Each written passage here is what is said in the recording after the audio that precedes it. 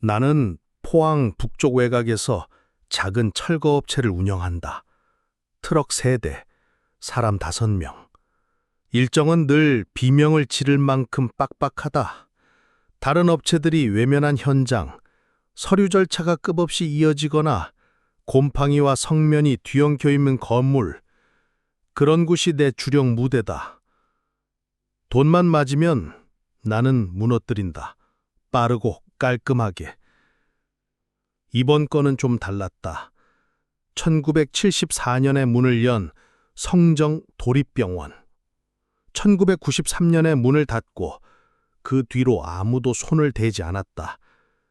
회색 시멘트 외벽 위로 검게 바랜 한자 간판이 바람에 덜컹거렸고 붉은 벽돌 틈마다 잡초가 뿌리를 내렸다.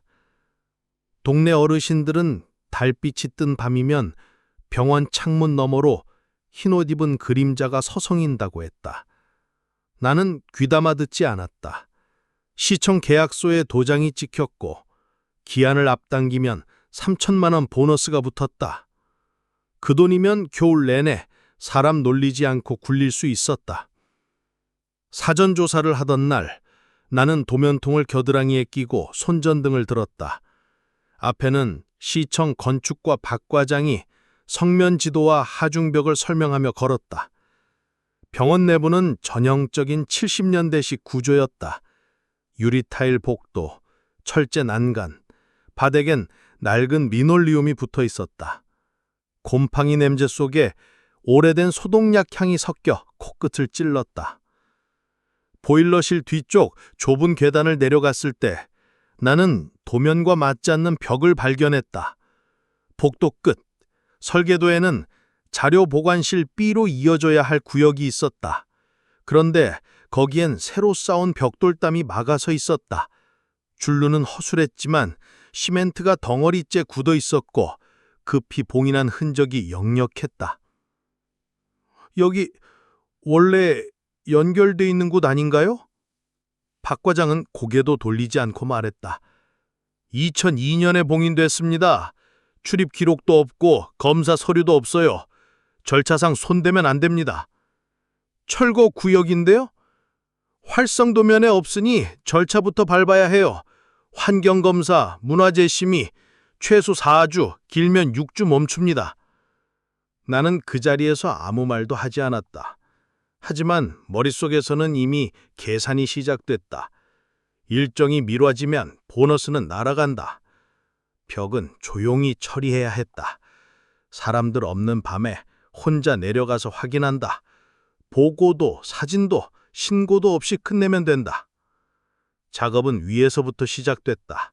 지붕 패널, 타일, 석고 보드, 돌이 아닌 건 전부 뜯어냈다. 우리는 원래 빨랐지만 성정병원은 이상하게도 속도를 늦췄다. 동구가 사라졌다가 엉뚱한 방에서 발견됐고 발전기를 켰는데도 불이 깜빡였다. 준호는 사다리가 혼자 밀렸다고 욕을 했다. 나는 신경 과민이라 치부했다. 그러던 어느 날 지하로 내려갔다가 마석을 발견했다. 그는 벽 앞에 서 있었다. 내가 2번 이름을 부르고서야 고개를 돌렸다. 얼굴은 창백했고 눈은 멍했다. 그만둘게요. 급여는 우편으로 주세요. 무슨 일 있었어? 그는 대답 대신 한마디를 남겼다. 여긴 나가고 싶어 하지 않아요. 그날 밤 나는 콘크리트 절단기를 들고 내려갔다. 걸음마다 돌벽이 메아리를 뱉었다. 벽은 마치 다시는 열리지 않기를 바라는 사람의 손길로 쌓인 것처럼 무겁고 단단했다. 금속날이 벽을 파고들자 오래 잠든 무언가가 깨어나는 듯한 소리가 골목을 타고 흘렀다. 첫 벽돌이 떨어져 나갔을 때 흙먼지가 뜨겁게 치솟았다.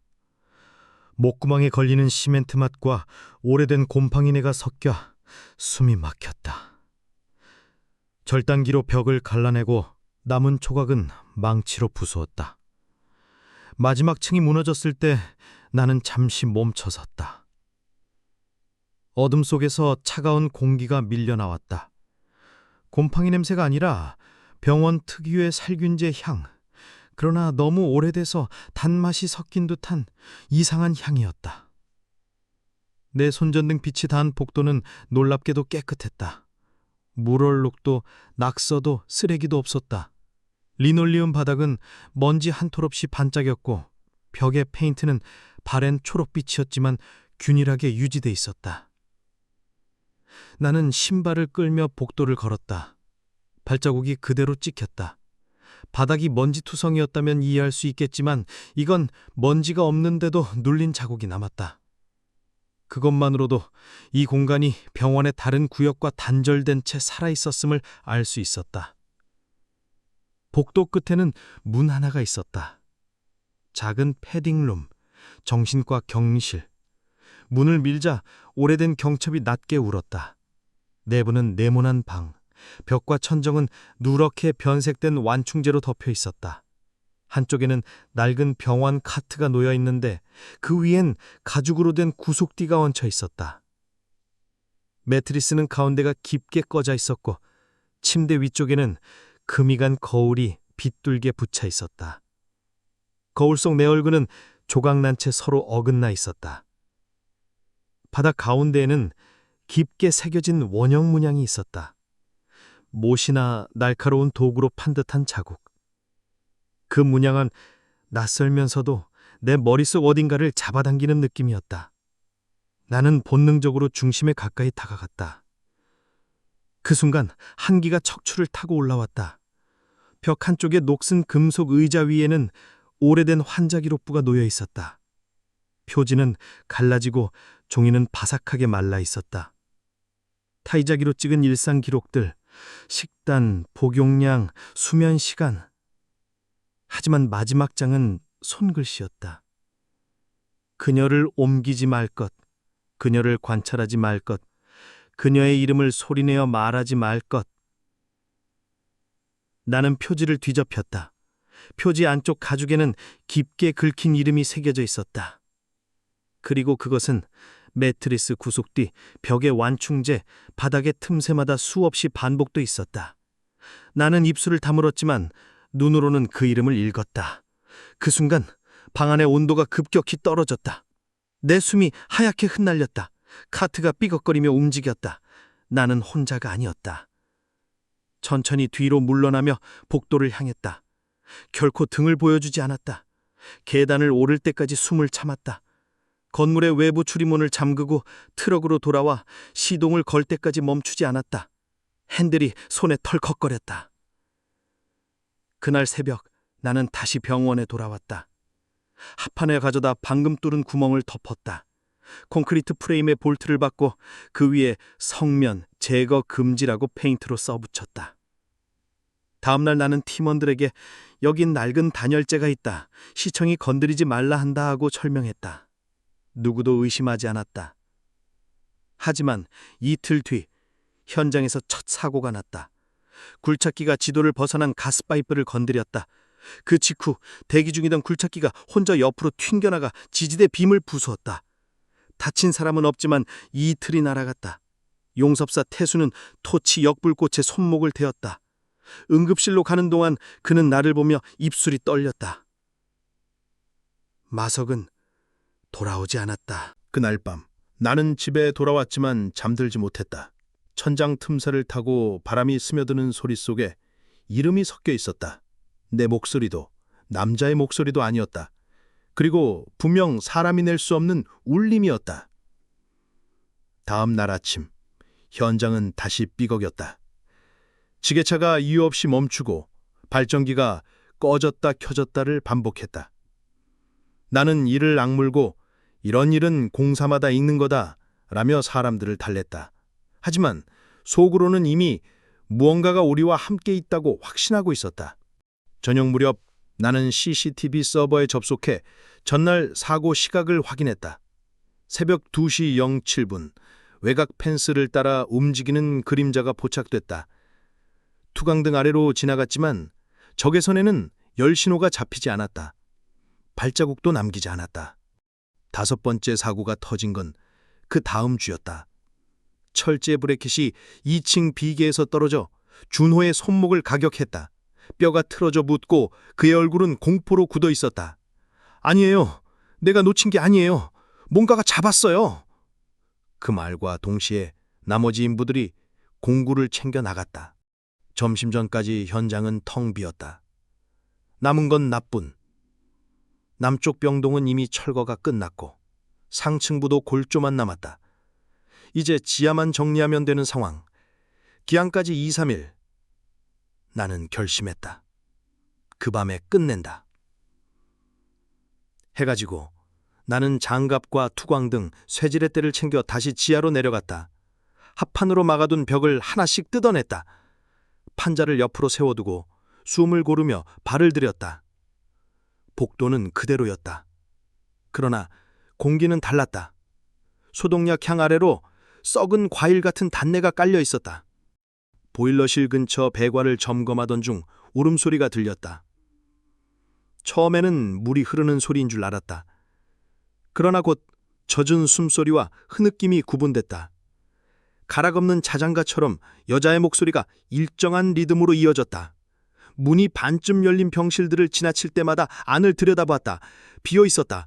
녹슨 침대틀, 벽걸이에 걸린 가죽뒤, 잠긴 캐비넷. 울음소리는 복도 끝에서 사라졌다. 그 끝에는 패딩룸이 있었다. 방 안은 전과 같았다. 그러나 공기는 무겁게 눌려 있었고 피부에 압박감이 전해졌다. 거울에 금이 하나 더 생겨 있었다. 바닥의 원형 문양은 일부 지워진 듯 희미했다. 하지만 방은 비어있지 않았다.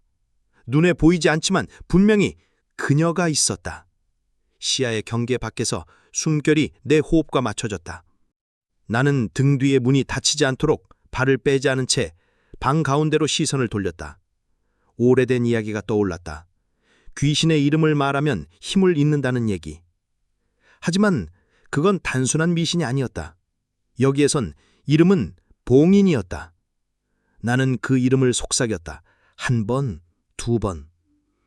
그러자 방 안의 공기가 서서히 물러나는 듯했다.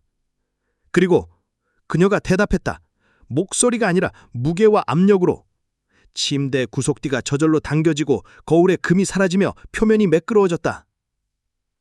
거울 속에는 내 얼굴 뒤로 눈이 비어있는 창백한 얼굴이 겹쳐 있었다. 입술이 움직이며 내가 방금 말한 그 이름을 따라했다. 나는 숨을 삼키며 한 발 물러섰다. 발 아래 원형 문양의 선들이 금이 가듯 갈라졌다.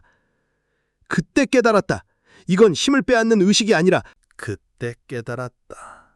이건 힘을 빼앗는 의식이 아니라 허락이었다. 바람이 끊어진 듯 고요했다. 패딩룸 문턱을 넘어서는 순간 소리는 밀폐되었고 시간은 접혔다. 내 심장 박동만이 규칙적으로 들렸다가 어느 순간 그 박동마저도 다른 누군가의 호흡에 동조되기 시작했다. 나는 뒤돌아보지 않았지만 내 옆에서, 아니 내 안에서 누군가가 숨을 쉬고 있었다. 빛이 한 번 꺼졌다 켜지는 사이 복도의 길이가 달라졌다. 벽의 각도는 어긋나 있었고 바닥의 리놀리움은 물결처럼 일렁였다. 한 발 내디딜 때마다 발밑의 원형 문양이 희미하게 번졌다가 사라졌다. 그것은 경고가 아니라 틈이었다. 허락의 금. 나는 문턱에서 물러났다. 구두굽이 콘크리트에 스치는 소리가 뼈에 울렸다. 이름을 다시 부르지 않으려 입술을 깨물었다. 방 안은 비어있는 것처럼 보였지만 거울은 정직했다. 금이 벌어져 섬세한 거미줄을 만들고 그 사이로 흰 얼굴이 스치듯 겹쳤다. 눈동자는 비어있었고 입술만이 소리 없는 자음을 만들었다. 내가 방금 말했다고 믿고 싶지 않은 그 이름의 모양으로. 나는 뛰지 않았다. 뛰면 따라온다. 현장에서 배운 미신 같은 요령이 그때만큼 설득력이 있었던 적이 없었다. 천천히 숨을 눌러 생여 복도를 빠져나왔다. 계단참에서 손전등 빛이 한 번 흔들리고 보일러 파이프가 미세하게 떨렸다. 출입문 손잡이를 꽉 잡자 금속이 체온을 뺏어갔다. 철문을 닫는 마지막 순간까지 등은 보이지 않았다. 차문을 닫고 시동을 걸었다. 핸들이 미세하게 떨렸고 내 손은 그 떨림을 더 크게 만들었다. 집에 돌아가면 잊을 수 있으리라 그 생각만 붙들고 도로를 달렸다. 눈을 떴을 때 나는 하늘을 보았다. 지나치게 밝은 구름 사이로 번지는 무색의 빛. 몸이 움직이지 않았다. 양팔과 가슴을 누르는 구속뒤의 압력이 파도처럼 밀려왔다. 시야 가장자리에 형광색 조끼가 스쳤다. 누군가가 말했다. 탈수, 경미한 충격 가능성, 체크아웃 기록 누락, 발견이 늦으면 위험할 뻔했어요. 입술이 말라 달라붙었다. 얼마나 있었죠? 여성 구급대원이 내 얼굴을 들여다보았다. 사흘. 사흘? 나는 한두 시간쯤이라고 생각했다. 그녀는 대답 대신 다른 대원과 눈을 마주치고 들것의 버클을 다시 조였다. 구급차 문이 닫히는 순간 바퀴의 진동과 함께 차창에 비친 내 얼굴이 두 겹으로 흔들렸다. 뒤에 있는 누군가는 차가 출발하자 사라졌다. 아니, 초점 밖으로 물러났다. 그날 밤은 병원에서 보냈다. 검사는 멀쩡했다. 뇌진탕 소견 없음, 타박상 없음, 손목에 얕은 긁힌 자국 하나뿐임. 언제 생겼는지는 기억나지 않았다. 새벽녘 퇴원 수속을 밟고 주차장으로 내려가 휴대폰을 켰다.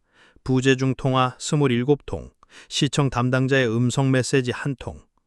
박 과장의 목소리는 의외로 부드러웠다.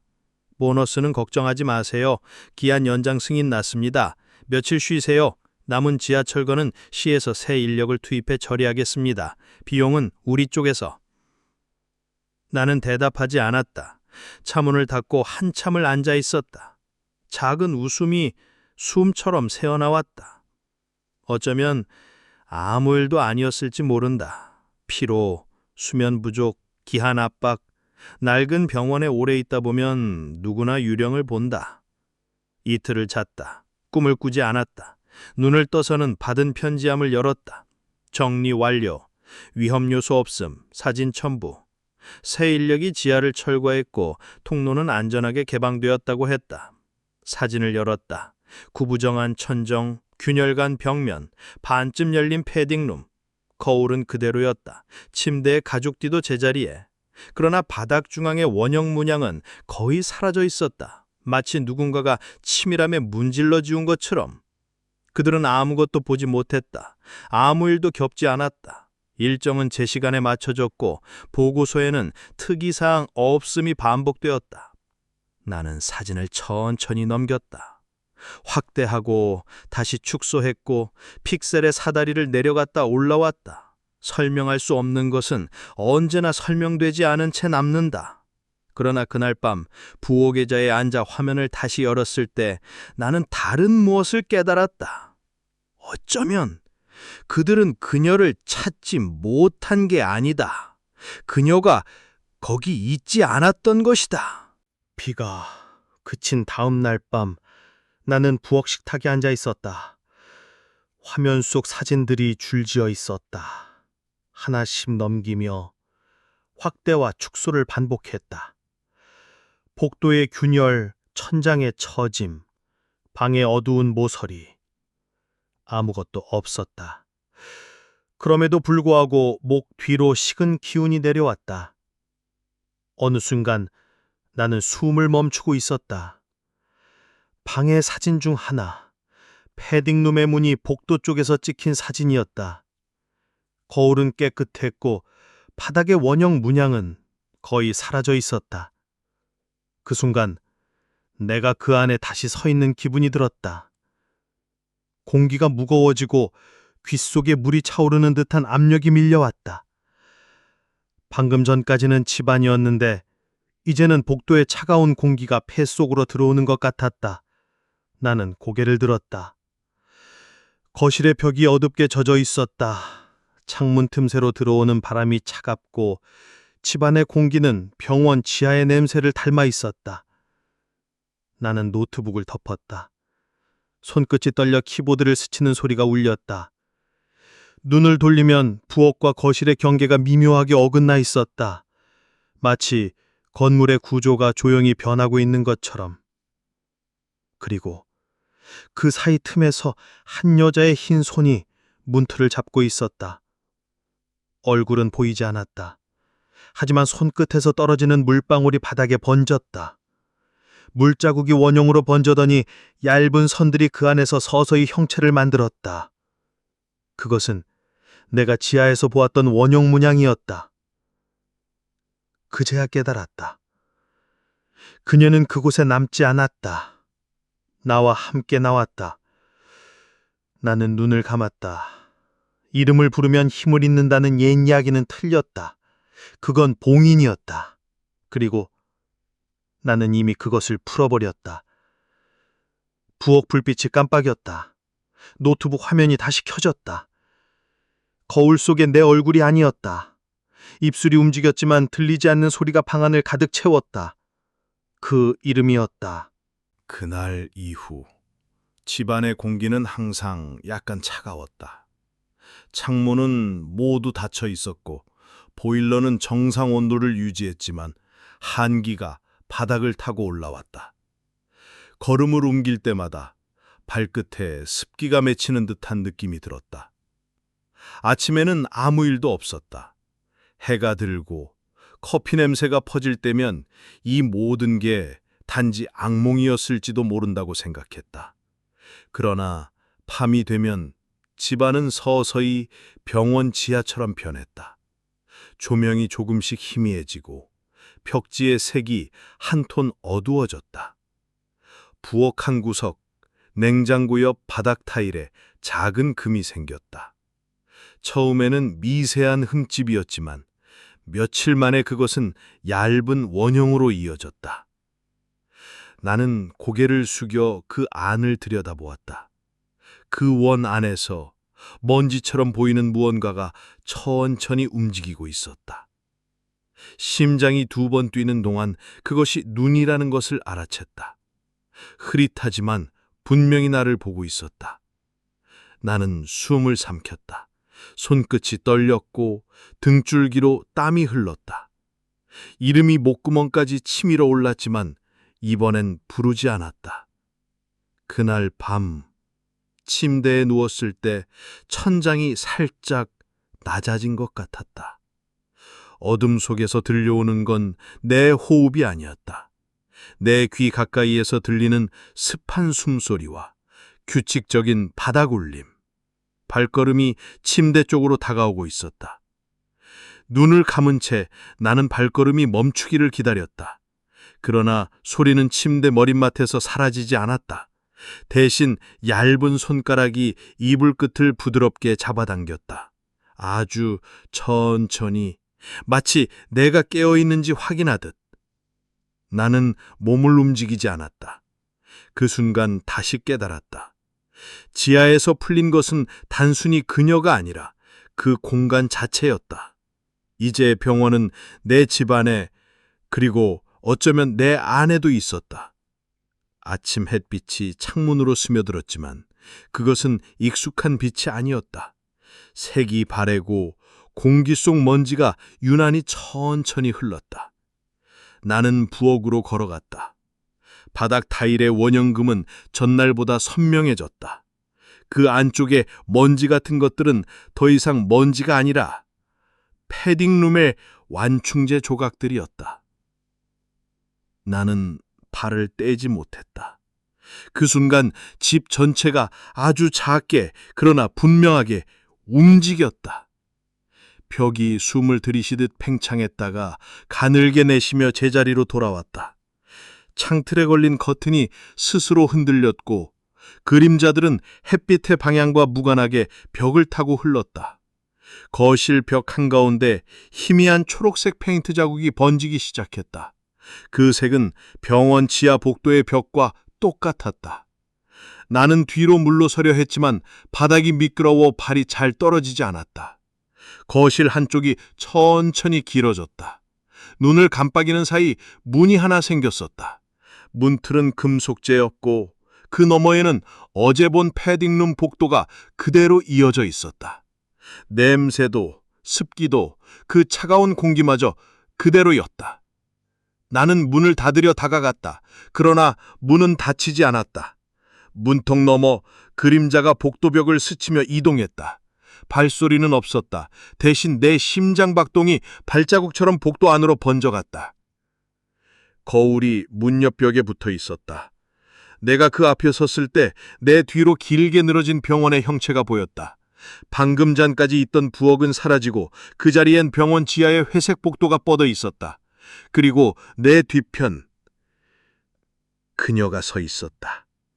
흰 한복, 젖은 머리, 그리고 비어있는 눈. 문턱을 넘는 순간 발바닥 밑에 공기가 바뀌었다.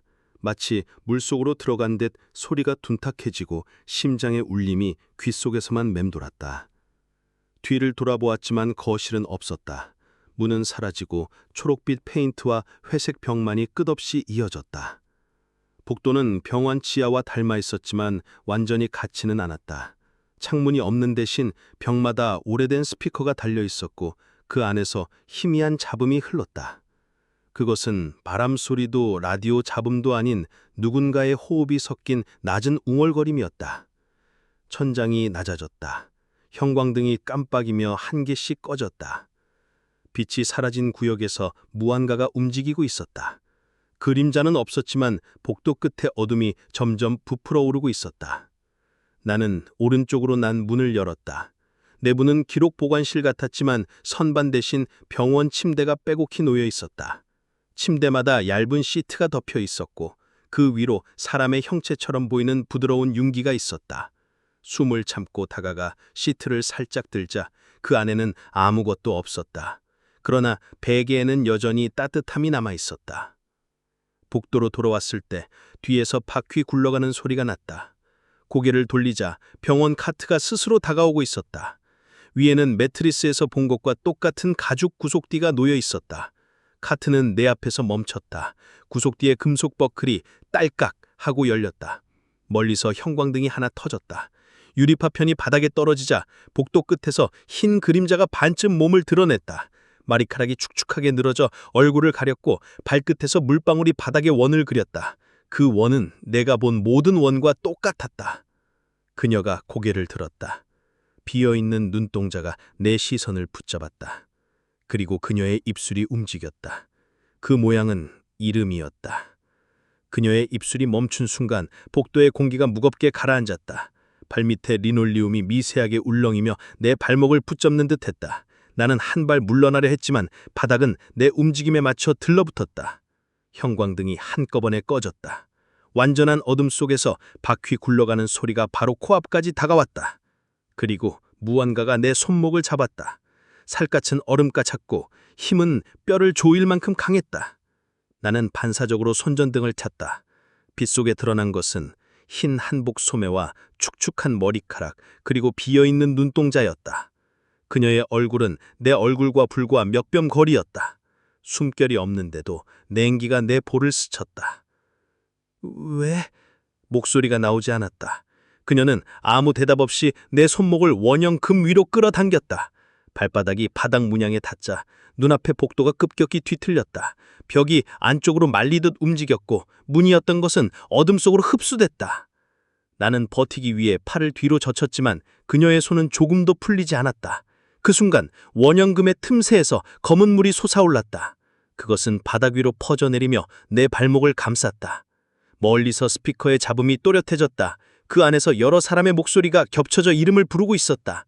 목소리는 높아졌다. 빠르게 마치 뭔가를 부르짖는 의식 같았다. 나는 온 힘을 다해 손목을 뒤틀어 빼냈다. 균형을 잃고 뒤로 넘어지자 바닥에 물은 사라졌다. 그러나 그녀는 여전히 그 자리에 서 있었다. 눈동자가 없는 시선이 나를 복도 끝까지 밀어붙였다. 그녀의 손이 손목에서 팔로 그리고 어깨까지 천천히 올라왔다. 무게는 사람 것과 달랐다. 살결은 차가웠지만 그 속에 박혀있는 힘은 쇠사슬 같았다. 나는 숨을 깊게 들이쉬려 했지만 공기가 목까지 차오르지 않았다. 바닥에 원형 금이 빛나기 시작했다. 희미한 푸른빛이 금 속에서 새어나와 내 발밑을 감쌌다. 그 빛 속에서 금의 패턴이 변하고 있었다. 단순한 원이 아니라 겹겹이 포개진 여러 개의 원과 기호. 그녀는 고개를 숙여 내 귀에 가까워졌다. 숨소리는 없었지만 머리카락이 뺨을 스쳤다. 그리고 입술이 무언가를 모양냈다. 소리는 들리지 않았으나 그 모양은 분명 내가 처음 지하에서 읽었던 이름이었다. 순간 바닥이 꺼지듯 가라앉았다. 나는 반사적으로 손전등을 떨어뜨렸다. 빛은 바닥에 부딪혀 굴렀고 그 빛의 원이 회전하며 사라졌다. 어둠이 완전히 덮쳤다. 그 어둠 속에서 복도는 병실과 복도를 번갈아 내 눈앞에 던졌다.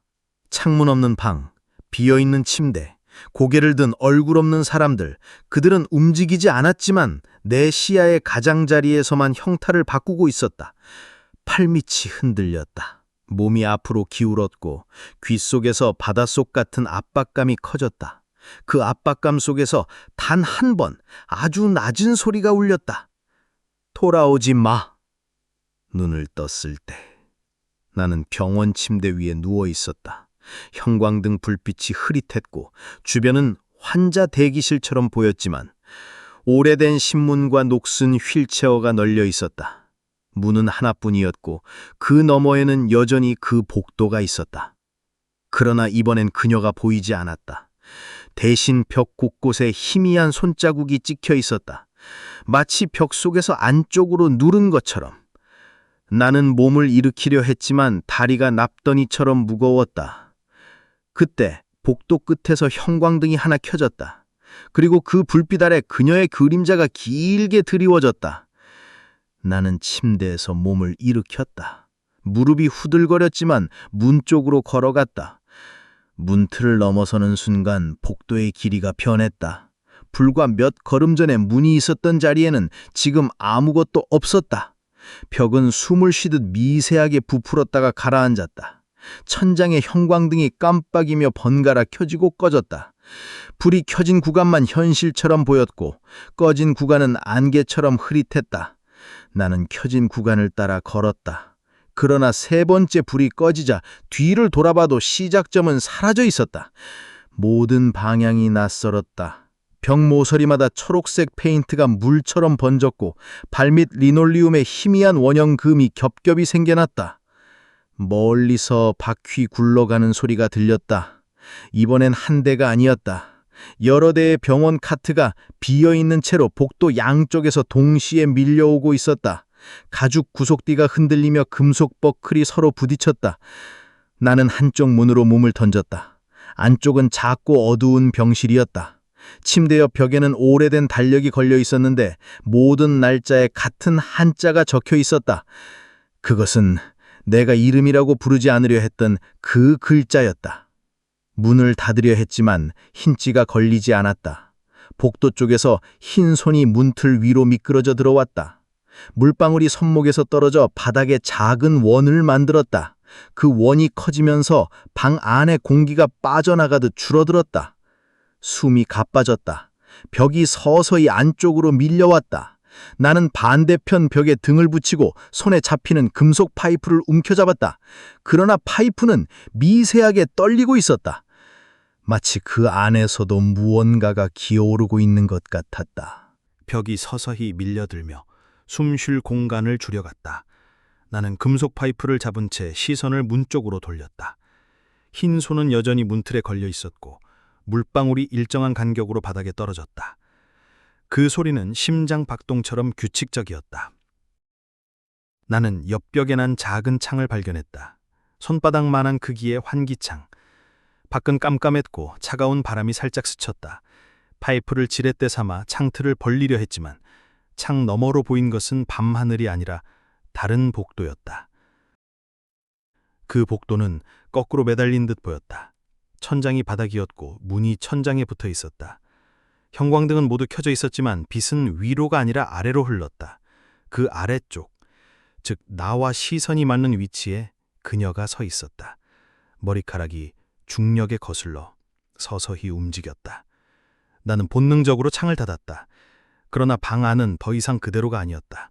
침대와 달력이 사라지고 사방이 초록빛 벽으로 둘러싸였다.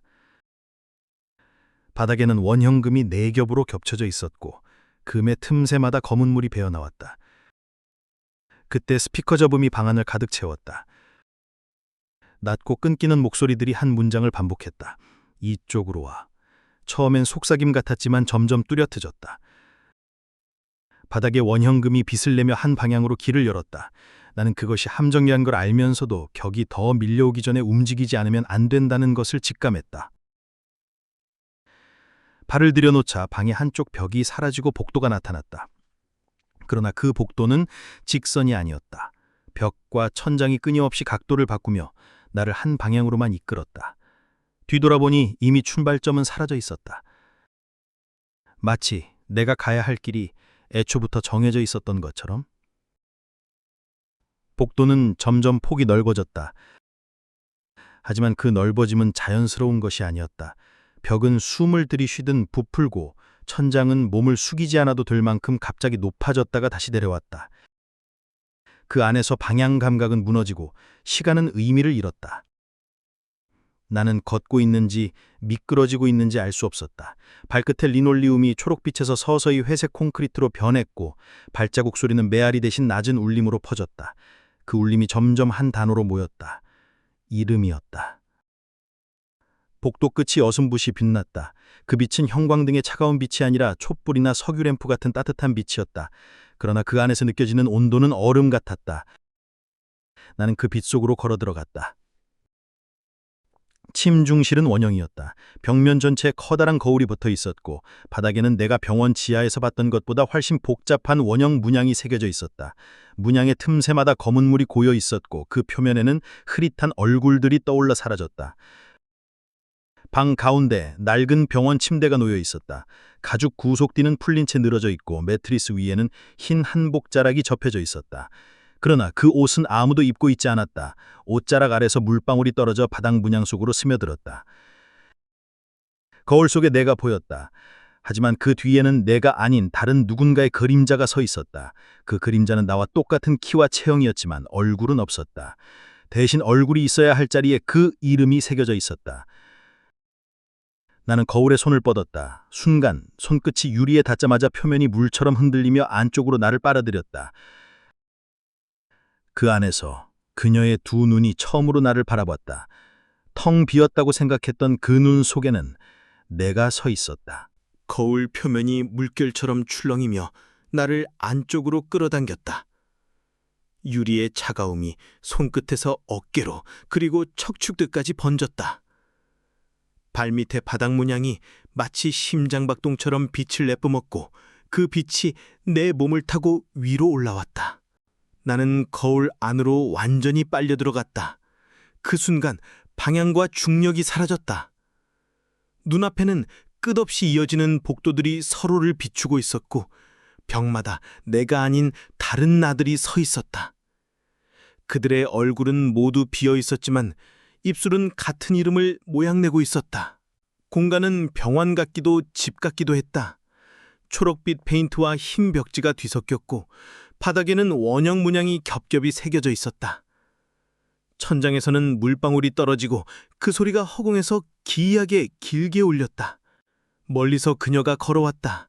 젖은 한복 자락이 바닥에 길게 드리워지고 걸음마다 물방울이 새로운 원을 만들었다. 원들은 서로 연결되어 바닥 위에 복잡한 패턴을 형성했다. 그 패턴이 움직이며 나를 둘러쌌다. 나는 도망치려 했지만 발밑 원들이 밀려 올라와 발목을 감쌌고 그리고 바닥이 마치 액체처럼 파도찼다. 그 순간 내 시야가 무너졌다. 빛과 어둠이 교차하는 사이 나는 다른 공간에 서 있었다. 하늘은 없었고 위쪽에는 거울처럼 빛나는 표면이 펼쳐져 있었고 그 안에는 내가 있었지만 입가에는 미묘한 미소가 번져 있었다. 그녀는 내 옆에 서 있었다. 이번에는 얼굴이 있었다. 창백한 피부, 길고 젖은 머리, 그리고 깊이 패인 눈 속에 나의 모습이 또다시 비쳤다. 거울 너머의 표면이 완전히 닫히자 공기는 이상하리만큼 조용해졌다. 나는 숨을 고르며 주위를 둘러보았다. 벽과 천장은 여전히 병원의 질감을 가지고 있었지만 그 위에 내 집의 가구와 소품들이 섞여 있었다.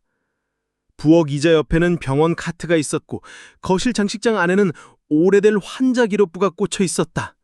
그리고 문턱에 누군가가 서 있었다. 나는 몸서리쳤다. 그는 나였다. 같은 키, 같은 얼굴, 같은 옷차림. 그러나 표정이 달랐다. 입가에는 어색하지 않은 오래된 주인의 듯한 미소가 번져 있었다. 그는 한 걸음 내 쪽으로 다가왔다. 나는 본능적으로 뒤로 물러나려 했지만 발뒤꿈치가 단단한 벽에 닿았다. 벽은 차갑고 미세하게 떨리고 있었다. 그 떨림 속에서 속삭임이 들렸다. 이제 네 차례야. 내 앞에 나는 고개를 살짝 기울였다. 그의 눈 속에는 내가 비쳤지만 그 속에 나는 공허한 얼굴이었다. 그리고 그는 부드럽게 나를 스쳐 지나 문 너머로 나갔다. 그 순간 온몸이 얼어붙었다. 문이 닫히고 나는 혼자 남았다. 하지만 이상하게도 그 방 안의 공기가 점점 무거워졌다. 마치 내 자신이 여기에 오래 전부터 갇혀 있었던 것처럼.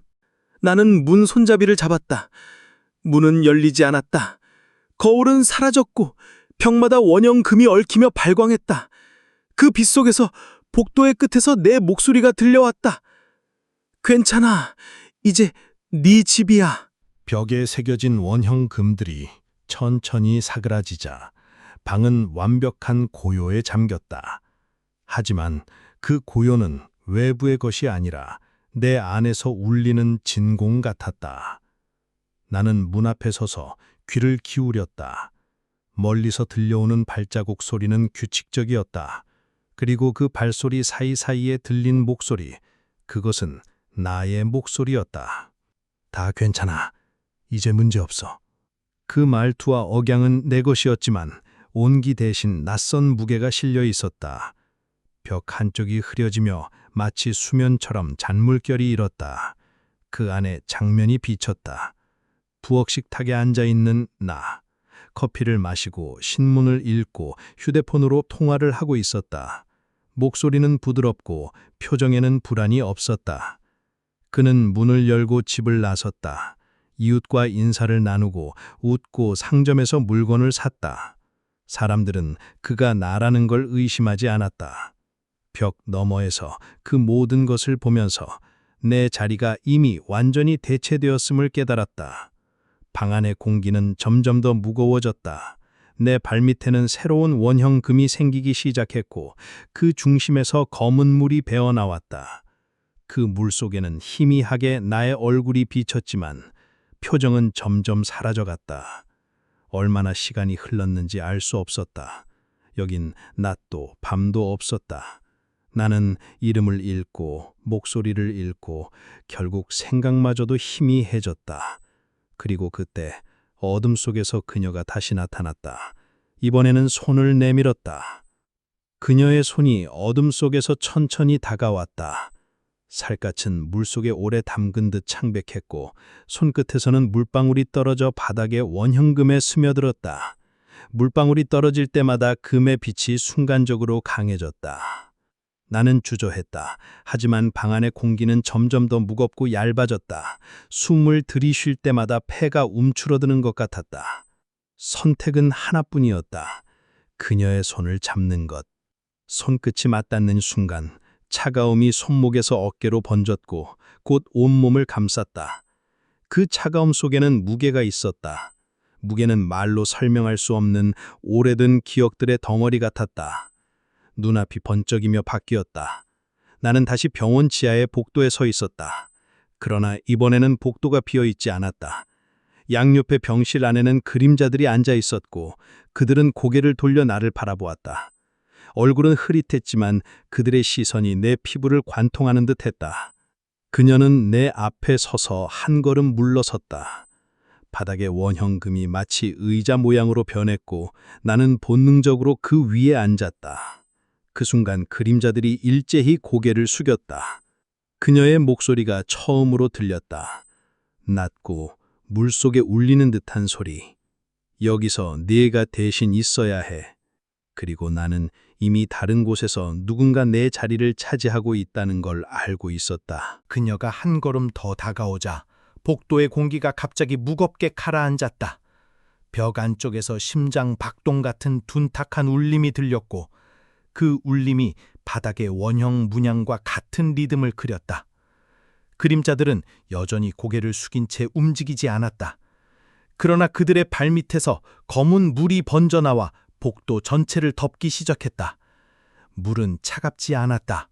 오히려 살과 같은 온기를 품고 있었다. 물결 속에서 희미하게 외부의 장면이 비쳤다. 나의 집, 부엌에서 나의 다른 모습이 평범하게 저녁을 먹고 있었다. 웃음소리, 식기 부딪히는 소리, 그리고 일상적인 대화. 모든 게 너무 자연스러워서 내가 그 자리에 있어야 할 이유를 잠시 잊게 만들었다. 그러나 그녀가 내 어깨에 손을 얹는 순간 그 장면은 사라졌다. 대신 거울 같은 물 표면에 내 얼굴이 나타났다. 하지만 표정은 공허했고 눈동자는 완전히 까맸다. 여기서 너는 나고 나는 너다.